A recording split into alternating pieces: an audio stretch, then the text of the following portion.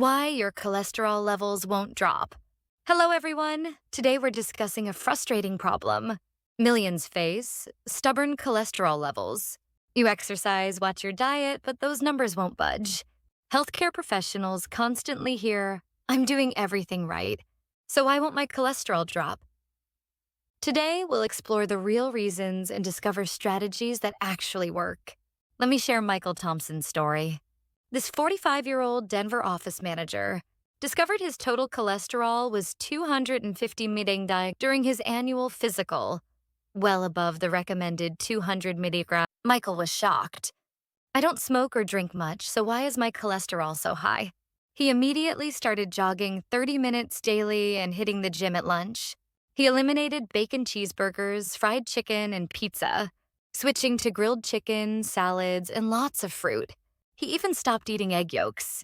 After 3 months of this strict regimen, his cholesterol only dropped to 242, just 8 improvement. He felt defeated. I've been so disciplined. Why did my numbers barely change? Now let's explore why cholesterol levels often resist our best efforts. The first reason is genetic predisposition. About 80% of your cholesterol is produced by your liver, while only 20% comes from food. Familial hypercholesterolemia is a genetic condition, making it difficult to remove LDL cholesterol effectively. No matter how perfectly you eat or exercise, levels may stay elevated without medical intervention. Michael's family history revealed both his father and grandfather struggled with high cholesterol. This genetic component explained why dietary changes alone weren't working. The second reason involves dietary misconceptions. Many believe simply avoiding fatty foods solves cholesterol problems, but this misses a crucial piece. Excessive refined carbohydrates and sugars significantly raise cholesterol levels. Your liver converts excess glucose into triglycerides and LDL cholesterol through lipogenesis. Michael made this mistake. While eliminating saturated fats, he increased seemingly healthy foods that worked against him. He ate multiple slices of whole wheat bread, drank fruit smoothies with multiple bananas, and snacked on dried fruits. These foods stimulated his liver to produce more cholesterol. The third factor is inadequate exercise. Low-intensity cardio alone is insufficient for meaningful cholesterol improvement. Research shows high-intensity interval training, combined with resistance training, produces the best results. You need at least 150 minutes of moderate intensity, or 75 minutes of vigorous exercise weekly. Michael's morning jogs were too low in intensity and lacked resistance, training necessary for optimal cholesterol management. His body adapted quickly and benefits plateaued. The fourth factor is chronic stress and poor sleep. Chronic stress produces elevated cortisol, which directly stimulates liver cholesterol production. Sleep deprivation disrupts appetite and metabolism hormones, increasing insulin resistance and promoting triglyceride and LDL cholesterol production. Michael worked 60-hour weeks in high-pressure environments, often staying up past midnight for work emails. This chronic stress and sleep deprivation sabotaged his efforts. The fifth reason involves underlying medical conditions. Diabetes, hypothyroidism, kidney disease, and metabolic syndrome make cholesterol levels resistant to lifestyle interventions. Insulin resistance creates a cycle where high insulin promotes cholesterol synthesis, while making weight loss difficult. Now let's discuss evidence-based nutritional strategies that make a real difference. Omega-3 fatty acids from salmon, mackerel, and sardines reduce LDL while raising beneficial HDL cholesterol. The American Heart Association recommends fatty fish twice weekly, or 1-2 grams daily EPATA supplementation. Soluble fiber in oats, barley, beans, and apples binds cholesterol in your digestive system for removal. Consuming 10-25 grams daily can reduce LDL by 5-10%. Beta-glucan in oats is particularly effective. Plant sterols and stenols in nuts. Vegetable oils and fortified foods compete with cholesterol for intestinal absorption.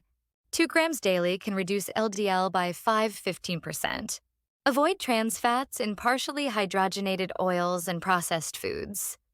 They raise LDL while lowering HDL, limit refined carbohydrates like white bread, sugary drinks, and processed snacks that trigger liver cholesterol production, moderate saturated fat intake from red meat and full-fat dairy.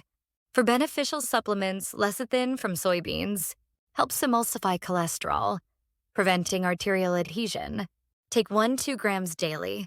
Coenzyme Q10 prevents LDL oxidation and supports cardiovascular health, especially important for statin users. Take 100-200 mg daily. Red yeast rice contains monocolins that reduce cholesterol synthesis, but requires professional guidance. Michael's transformation was remarkable after restructuring his approach. He reduced refined carbohydrates by 50%, replacing white bread with quinoa and whole grains. He limited fruit to 1 or 2 servings daily, focusing on vegetables, lean proteins, and healthy fats. He replaced low-intensity jogging with high-intensity, interval training 3 times weekly plus resistance training twice weekly. He practiced mindfulness meditation for 10 minutes each morning and established strict bedtime routines, sleeping by 10:30 p.m. Under professional guidance, he added omega-3 fish oil, lecithin, and coenzyme Q10 supplementation. After 6 months, Michael's total cholesterol dropped from 250 to 195. His LDL improved from 140 to 115, while HDL increased from 35 to 48. His cardiovascular risk profile improved dramatically. Sometimes medical treatment becomes necessary. While lifestyle modifications are powerful, they have limitations, especially with strong genetic predispositions. Statin medications inhibit HMG-CoA reductase, the liver enzyme responsible for cholesterol synthesis, reducing LDL by 25–55%. Ezetimibe blocks intestinal cholesterol absorption and combines well with statins. PCSK9 inhibitors dramatically reduce LDL levels, particularly in familial hypercholesterolemia. Even with medications, lifestyle modifications remain crucial. Combine medical treatment and healthy lifestyle changes. Produce optimal cardiovascular outcomes. Effective cholesterol management requires comprehensive monitoring beyond total cholesterol numbers. Complete lipid panels should include LDL, HDL, and triglycerides. Ratios between different lipids often provide more meaningful information than individual numbers. Cholesterol levels alone don't tell the complete cardiovascular risk story. Blood pressure, blood sugar, body weight, smoking status, and family history all contribute to overall risk profiles. Advanced testing like coronary artery calcium, scoring, and carotid ultrasounds provide direct arterial health visualization, offering better insight into whether your management strategy works effectively. Let me summarize the key takeaways for successful cholesterol management. Stubborn cholesterol levels result from multiple factors: genetic predisposition, dietary misconceptions, inadequate exercise programming, chronic stress and sleep deprivation, and underlying medical conditions working together. Effective management requires sophisticated nutrition approaches. Don't just avoid fatty foods. Limit refined carbohydrates and added sugars while increasing omega-3 fatty acids, soluble fiber, and plant sterols. Exercise programs should include cardiovascular and resistance training at moderate to high intensity for sufficient weekly duration.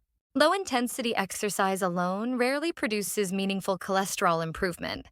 Stress management and sleep optimization are non-negotiable. Chronic stress and sleep deprivation undermine even perfect diet and exercise programs. Some people require medical intervention alongside lifestyle modifications.